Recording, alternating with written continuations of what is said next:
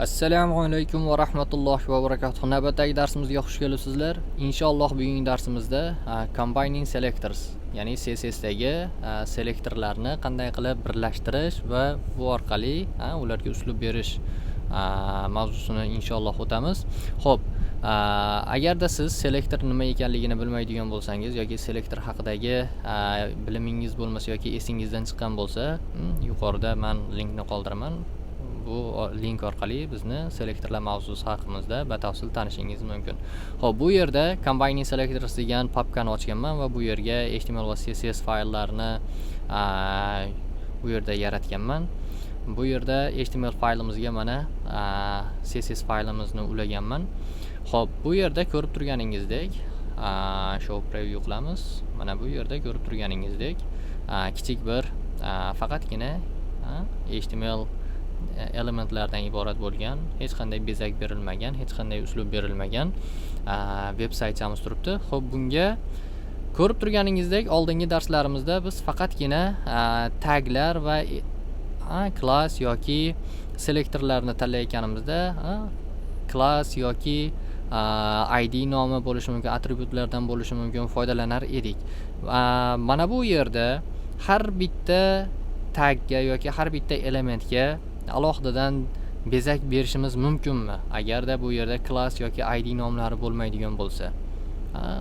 Oldingi bilimlarimiz bilan biz buni iloji yo'q degan bo'lardik, lekin hozir esa men sizlarga buni qanday qilib qilishimiz mumkin, qanday qilib ortiqcha class va ID nomlari bermagan holatda veb saytimizga uslub, ya'ni dizaynlar, uslub, bezak olib kirishimiz mumkin. Mana buni bugun xudo xolasa 7 ta usulini ko'rsatib beraman. O'zi aslida bu 7 tadan ko'ra ko'proq, lekin eng kerak bo'ladiganlarini men sizlarga ko'rsatib beryapman. Qolganlari agarda keyinchalik kerak bo'ladigan bo'lsa, combining selectors in CSS deb yozsalaringiz Google ga, misol uchun MDN da yoki Web3 School'da barchasida keltirib chiqarib beradi. Xo'p, kelinglar endi mavzuga sho'ng'iymiz. Mana bu yerda 7 ta usulni barini yozganman. Ana endi bularga qanday qilib bulardan foydalanishimiz mumkinligini tushuntiradigan bo'lsam. Bu yerda grouping, ya'ni guruhlarga ajratishingiz mumkin selektorlarni. Qanday qilib? Misol uchun, oldingi darslarimizda biz faqatgina H1 ga, H2 ga alohidadan font razmer bermoqchi bo'lsak, bularning ikkisiga ham bir xil razmer beriladigan bo'lsa, misol uchun 2.5 rm beriladigan bo'lsa yoki 50 piksel beriladigan bo'lsa, biz alohidadan H1, alohidadan H2 qilib yozar edik, ya'ni H1, H2 qilib yozar edik. Grouping usulida biz bir nechta selektorlarni birlashtirgan holatda ularga umumiy dizayn bermoqchi bo'ladigan bo'lsak, umumiy uslub bermoqchi bo'lsak, ularda bir nechtasini birlashtirishimiz mumkin va buning uchun faqatgina verguldan foydalansak bo'ldi. Ya'ni qanday qilib? Mana misol uchun H1 vergul qo'yamiz. Xohlasangiz joylashang, xohlamasangiz tashlamang. H2. H1 va H2 ga biz kelinglar font size ni misol uchun 2 rm beramiz. 2 rm berganimizda ko'rib turganingizdek H1, H2 lar ikkisi ham bir xil bo'lgan font razmeriga o'zgardi. Bu yerda faqatgina biz 2 donani qo'yishimiz mumkin degan emas. Misol uchun bu yerga H3 ni qo'shishimiz yoki list itemlarni qo'shishimiz ham mumkin. Mana bu yerda ko'rib turganingizdek H3 va list itemlar bor. Bularni ham qo'shishimiz mumkin. Lekin bizga hozircha faqatgina H1, H2 ni o'ziga alohida uslub beraylik. Qolganlariga keyingi misol uchun combining usullaridan foydalangan holatda uslub beramiz. Xo'p, keyingi usulimiz child, ya'ni farzand. O'ylashingiz mumkin, IT da farzand degan narsa nima bo'ladi? Bu yerda misol uchun mana bu div boximiz, bu yerda ota bo'ladigan bo'lsa, bunga direct childlar, ya'ni to'g'ridan to'g'ri farzandlar H3, unordered list, H3 ordered listlar hisoblanadi. Bu yerdagi list itemlar bular nabira hisoblanadi. Xuddi o'zimizning kundalik hayotimizga o'xshagan ota, farzand, nabira. Xuddi mana shunga o'xshagan bo'ladi. Bu yerda biz child, ya'ni direct childlarga uslub berayotgan bo'lsak, bunda qanday qilib foydalanamiz? Misol uchun mana bu yerda div boximiz bor. Div boximizdagi direct childlar bular h3 lar. Misol uchun yoki ordered listlar. Kelinglar yaxshisi div boximizga direct child bo'lgan mana bu h3 larga misol uchun div boximizga direct child bo'lgan. Bunda direct child usuldan foydalanishda mana bu matematikadagi kattalik belgisidan foydalanamiz. Bu ingliz tilida arrow breaks ham hisob deyiladi. Mana shulardan foydalanamiz. Ya'ni bu haligi arrow nayza kamonni uchiga o'xshagan qavslar bo'lganligi uchun arrow breaks deyiladi. Xo'p, bundan foydalanamiz. Kelinglar yaxshisi biz h3 ni orqa fonlariga mana shu 2 h3 ni orqa foniga nima beramiz? Bu yerda biz bularga background colorga kelinglar yaxshisi aquamarinni beramiz. Ko'rib turganingizdek, mana bu 2 h3 ni ikkovsiga ham aquamarin berildi. Bu yerda divdan to'g'ridan-to'g'ri h3 qilib foydalanganimiz holatda divning ichidagi h3 larga. Tasavvur qiling, bu yerda divdan tashqarida ham h3 lar bo'ladigan bo'lsa, mana misol uchun kelinglar bu yerga yana yozamiz. Misol uchun h3. Xo'p, bu yerda qo'shimcha deydigan bo'lsak, ko'rib turganingizdek bu h3 ga nisbatan hech qanday orqa fon berilmadi. Sababi bu divni mana bu uslub, mana bu bezak mana shu divni ichida bo'lgan to'g'ridan-to'g'ri farzand bo'lgan h3 larga nisbatan beriladi. Xo'p, keyingi usulimiz buni tushunib olgan bo'lsangiz kerak, div bu yerdagi selektorni ichidagi direct child, ya'ni to'g'ridan-to'g'ri farzandni berish uchun mana bu arrow breaks dan, ya'ni kamonni uchiga o'xshaydigan qavslardan foydalanamiz. Keyingisi descendant, ya'ni avlod. Bu yerda mana bu div box bu shajarani eng katta boshi, ya'ni ota bo'ladigan bo'lsa, bu yerda bunga descendantlar mana bu h3, unordered list yoki ordered listlar va list itemlar, bularning barchasi mana shu divga nisbatan avlod hisoblanadi. Ya'ni buni divning ichida nimaiki bo'lsa, mana shu div boxning ichida nimaiki bo'lsa, list itemlarning ichiga misol uchun anchor taglardan foydalanishingiz mumkin, ularni qo'yishingiz mumkin yoki spanlardan foydalanishingiz mumkin. Bularning barchasi divga nisbatan avlod hisoblanadi. Xo'p, endi nima qilamiz? Kelinglar yaxshisi mana shu asosiy quti,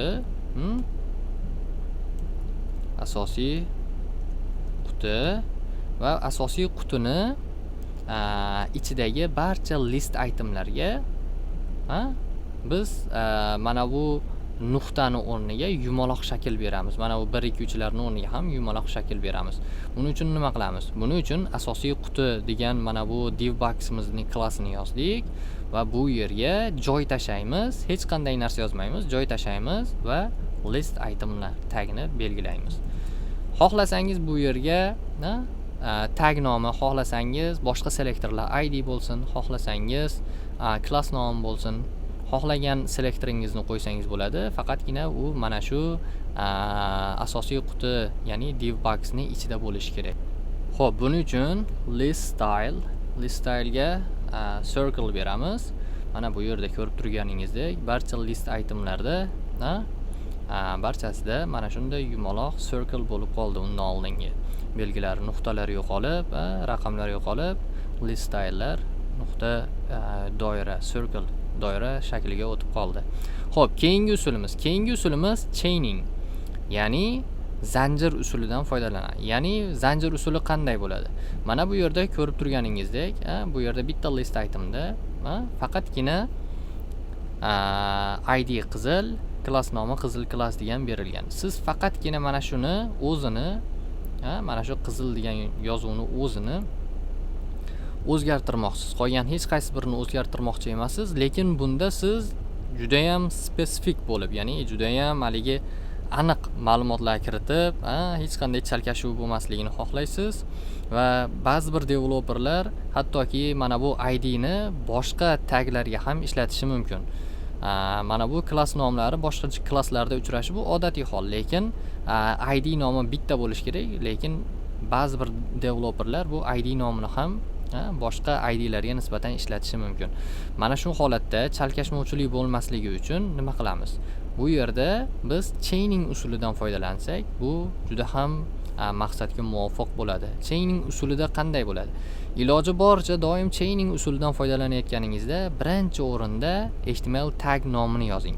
Chunki agar birinchi klass nomini yoki ID nomini yozsangiz ham bo'ladi, lekin bunaqada keyin ulardan keyin tag nomini yozmoqchi bo'ladigan bo'lsangiz, bu klass nomi yoki ID nomi chalkashib ketib qoladi. Shuning uchun birinchi o'rinda tag nomi va undan keyin xohlasangiz ID nomi, misol uchun unda qizil edi. Xo'p, undan keyin klass nomi hech qanday ko'rib turganingizdek hech qanday joy tashlanmaydi. Qizil klass. Xo'p, bu yerda mana shu qizilni o'ziga biz colorni qizil beramiz. Ko'rib turganingizdek mana shu qizilni o'zida color qizilga o'zgardi, qolganlarida o'zgarmadi. Mana shu chaining usuli hisoblanadi. Ya'ni ko'rib turganingizdek juda ham spesifik, ya'ni juda ham detallari bilan mana shu tagga nisbatan, mana shu selektorga nisbatan biz urg'u beryapmiz. Ya'ni bu yerda tag nomi, ID nomi, misol uchun klass nomi shunaqalardan qo'ysangiz bo'ladi. Xo'p, keyingi usulimiz bu combining combinators deyiladi. Ya'ni mana bu yuqorida ko'rganlarimiz va pastda ko'radiganlarimizni barchasini combine qilsa bo'ladi, ya'ni birlashtirsa bo'ladi. Qanday qilib? Misol uchun mana bu bir nechta child usullaridan, direct childlardan bir nechtasidan foydalansangiz bo'ladi, yoki descendantga childni qo'shsangiz bo'ladi, yoki descendantga chainingni qo'shsangiz bo'ladi. Mana shu usullardan foydalangan holatda ma'lum bir dizaynni berishingiz mumkin bo'ladi. Kelinglar endi mana shu holatda biz mana shu HTML faylimizda mana bu qizil berilgan tagimizga, selektorimizga nisbatan biz endi mana bu descendant usulidan va chaining usulidan foydalanamiz. Buning uchun nima bo'ladi? Misol uchun asosiy qutidan keyin biz descendantdan foydalanishimiz uchun joy tashlashimiz kerak. Undan keyin mana bu chaining usulidan foydalanamiz. Xo'p, chaining usulidan foydalansak. Chaining usulidan foydalandik va bunga biz endi font size ni kelinglar yaxshisi font size ni 1.5 rem beramiz. Ko'rib turganingizdek mana bu 1.5 rem ga o'zgardi. Combining, ya'ni bir-biriga qo'shishimizda kombinatorlarni, ya'ni birlashtiruvchilarni bir-biriga qo'shishimiz bu faqatgina descendant emas, misol uchun chaindan yana chain qilishimiz mumkin. Juda ham haligi xohlagan usullaringizni qo'shsangiz bo'ladi. Xohlasangiz mana bu groupingga mana buni qo'shsangiz bo'ladi. Xohlasangiz child usulidan foydalanib turib mana shuni o'zini qo'shsangiz bo'ladi. Xohlagan usulingizni combine, ya'ni birlashtirsangiz, bir nechta kombinatorlarni birlashtirsangiz bo'ladi. Xo'p, keyingi usulimiz next sibling combinators deyiladi. Ya'ni bu next sibling combinators nima? Mana bu sibling nima degani o'zi? O'zbek tiliga tug'ishganlar degani, ya'ni aka-uka, opa-singillar degani, tug'ishganlar degani. Ya'ni bu yerda mana bu divni ichidagi ko'rib turganingizdek H3 unordered list, H3 ordered listlar bular bir-biriga nisbatan sibling hisoblanadi. Yoki bu yerda H1, H2 divlar bular bir-biriga nisbatan sibling hisoblanadi. Ma'lum bir mana bodyni ichida turgan, body bularga parent bo'ladigan bo'lsa, mana shu uchosiga bular esa sibling, bir-biriga nisbatan sibling hisoblanadi. Ana endi biz hisoblashimiz mumkin, nima deyishimiz mumkin? Bu yerga kelamiz. Bu next sibling combinator deyapti. Ya'ni o'zidan keyingi bo'lishi kerak. Misol uchun mana bu yerda mana bu 3 nuqtani orqa fonni o'zgartirmoqchisiz. Nima bo'ladi? Bunda li va bundan keyin plus belgisini, ya'ni qo'shuv belgisini qo'yamiz va paragraf tag nomini qo'yamiz va bu yerda nima qilamiz? Background colorni, kelinglar, yaxshisi background colorni antiq white ga o'zgartiramiz. Ko'rib turganingizdek, mana paragrafni o'zini bersangiz ham bo'lar edi, lekin mana bu tashqarida, misol uchun mana tashqarida yoki bo'lmasa mana bu yerda yana bitta paragraf bo'lsin-da va bu yerga nima qilamiz? Paragrafga tashqi paragraf qilyapmiz. Lekin bu tashqi paragrafga o'zgarmayapti. Faqatgina mana bu ordered listni ichida bo'lgan, list itemdan keyingi turgan mana shu paragraf o'zgaryapti xolos. Xo'p, ana endi keyingisi subsequent sibling combinators. Bu nima degani? Bu faqatgina mana shu ma'lum bir selektordan keyin keladigan, faqatgina undan keyin kelsa yoki orada boshqa taglar bo'ladi va undan keyin keladigan bo'lsa ham farqi yo'q. Nechta bo'lishidan qat'iy nazar bularning barchasiga bir xil uslub beradi. Mana misol uchun bu yerda bu qizil rangda berilgan, yoki bo'lmasam kelinglar mana bu raqamlarga beramiz. Mana bu raqamlar ordered listni ichidagi, ordered listni ichida. Xo'p, bunda ordered listni ichidagi direct child list itemga nisbatan, ordered listni ichidagi list itemga nisbatan bo'ladigan nechta, mana shunga nisbatan nechta list item bo'ladigan bo'lsa, undan keyin mana shu bilan bir xil qatorda bo'ladigan ukalari, bularning barchasini backgroundini, kelinglar, yaxshisi colorni green ga o'zgartiramiz.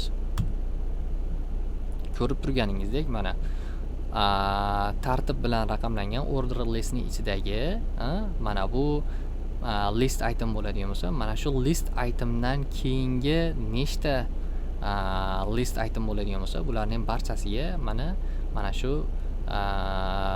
mana bu belgini qo'ygan holatda, tildo deydimi, nima shunaqa belgini qo'ygan holatda bezak berishingiz mumkin bo'ladi. Xo'p, bu yerda nima qilishimiz mumkin? Mana bu unordered listdagi birinchisi qizil, keyingisi sariq, keyingisi yashil. To'g'rimi? Endi biz sariqqa qanday qilib sariq rangni bersak bo'ladi? Mana bu yerda biz chain usulidan foydalanganmiz. Chain usulidan foydalanib, xo'p, bundan keyingi plusni qo'yamiz. List itemga biz nima qilamiz? Bundan keyingi list itemga colorni yellow beramiz. Ko'rib turganingizdek, mana faqatgina birinchisiga berdi. Bundan keyingi list itemga bermadi, birinchidan keyingisiga. Bu xuddi shunday. Mana bu plus belgisida, mana shu selektordan keyin, mana bu birinchi selektordan keyingi mana bu tanlanayotgan o'zini ukasi, faqatgina birinchi ukasiga nisbatan mana shu bezakni beradi. Mana bu yerda tildoda bo'lsa, bu yerda mana shu list itemdan keyingi nechta ukasi, mana shu list item ukasi bo'ladigan bo'lsa, bularning barchasiga mana yashil rang berdi. Bu yerda bo'lsa, faqatgina mana bu o'zidan keyingisiga sariq berdi. Ana endi buni yana bir birlashtirsak bo'ladi. Yana qanday qilsak bo'ladi? Mana shunday olamiz va ko'rib turganingizdek, bunga yana bitta list itemni qo'shamizda, mana bu yashilga yashil belgisini, yashil rangini beramiz. Qanday qilib? Color qilib, green. Green yellow beraylik bunga, chunki mana bulardan sal o'zgarib tursin. Green yellow bersak, mana ko'ryapsiz, sarg'ish yashil bo'ldi. Mana shunday qilib xohlagan elementimizga xohlaganimizdek stil, uslub bersak bo'ladi va bizga ortiqcha ID'lar yoki ortiqcha klass nomlari kerak bo'lmagan holatda bularning barchasiga xohlaganimizdek uslub bersak bo'ladi. Bugungi o'tadigan mavzuyimiz mana shulardan iborat edi. Inshaalloh keyingi darslarimizda barchangiz bilan ko'rishguncha sog' bo'ling, omon bo'ling, Allohning panohida bo'ling. Barchangizga xayr.